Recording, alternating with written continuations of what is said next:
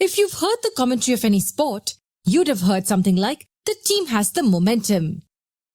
India should win the match as they have momentum on their side. A team that's on the move is said to have momentum. If you're playing a table tennis match and your opponent won 5 straight points, then your opponent has the momentum. The opponent is motivated now while you aren't. Now imagine you're playing a boxing match and your opponent is bigger and throws faster punches than you. Unless you're phenomenally talented, after some time your opponent will have the momentum. It's the same with objects.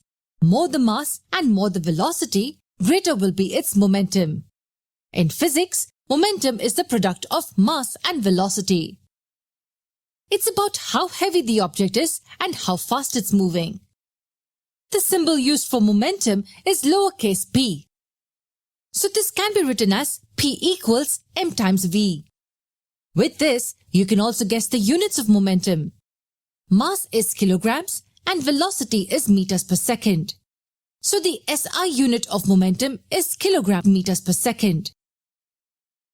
Do you remember Newton's second law of motion?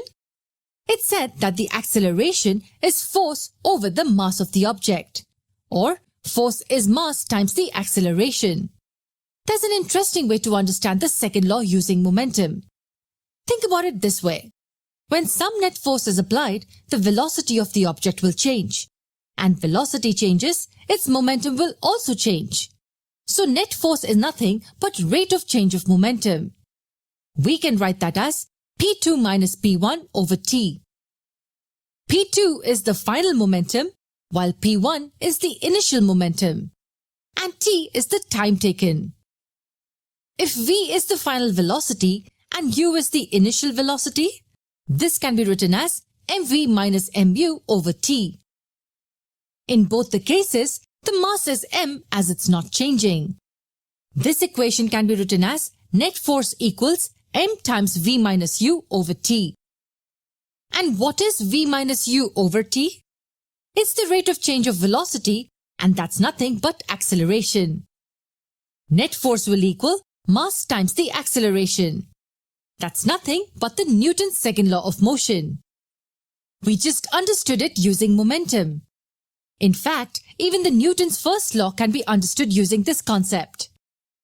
According to the first law, an object will continue to be at rest or in motion at constant velocity unless acted upon by an external unbalanced force. It says that if the net force is 0, then the object will continue to do what it's doing. Now look at this equation. It can be modified to be written as F times T is equal to mv minus mu. If the net force is 0, then the left-hand side is 0. And hence, V will be equal to U. And V is equal to U tells us that the object is either at rest or moving at constant velocity. That's Newton's first law for you. When the net force is 0, the object will continue to do what it's doing.